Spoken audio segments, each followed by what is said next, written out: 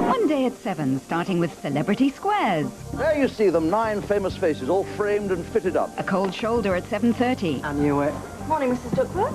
Don't come that low, it cuts no eye see you. Bobby Moore died of colonic cancer 3 years ago. Could his death have been avoided? World in Action at 8. That's followed at 8:30 by police camera action. Then questions to be answered in Thief Takers at 9. What are we doing, Gov? Find out Monday on Tyne Tees.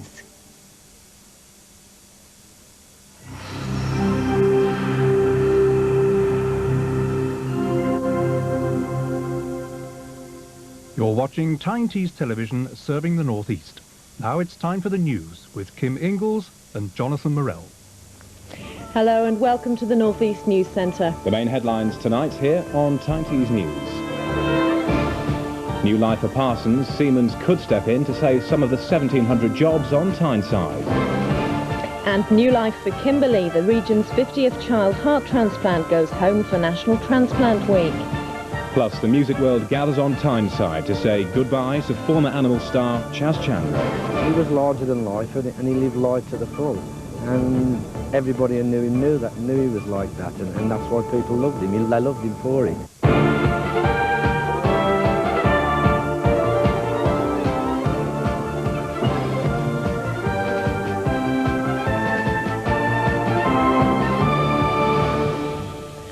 Good evening and thanks for joining us. Also tonight we'll be looking at Nissan on the 10th anniversary of production in the North East and how it may prove a cause for extra celebration. First, though, there's speculation that the German engineering firm Siemens is considering a deal to buy Parsons turbine generators on Tyneside. Last week, Rolls-Royce announced it was putting the company and its 1,700-strong workforce up for sale.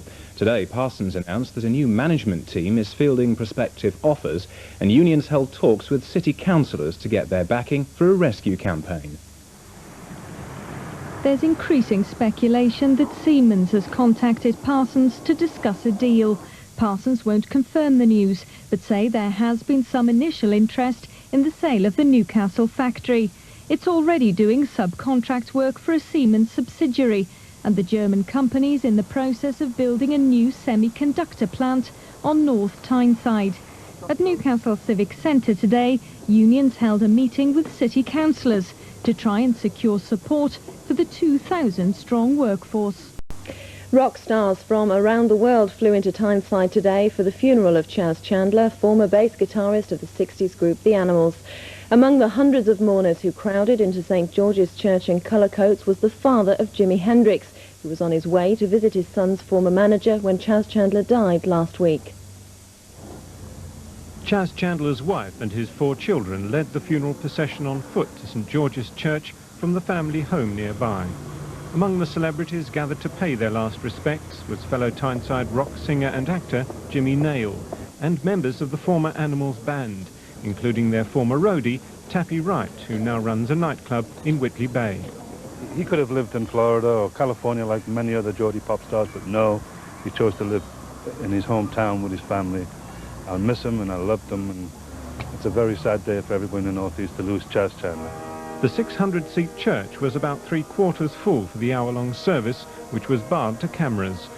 The service was interspersed with music chosen specially for the occasion by Chas's family. Elton John's Your Song and Candle in the Wind, and hits from Buddy Holly. They were listened to in silence, but there was laughter too during the eulogies. Chas would want it that way because he had an amazing sense of humour. That's the sort of bloke he was, you know, and his life he was larger than life, and he lived life to the full. Other speakers fondly described a man who could be infuriatingly stubborn in business, as well as generous and forgiving in his private life. His oldest son, Stefan, spoke of the family man behind the public image. We can be very proud that we played a major part in this man's extraordinary life. Goodbye, Dad.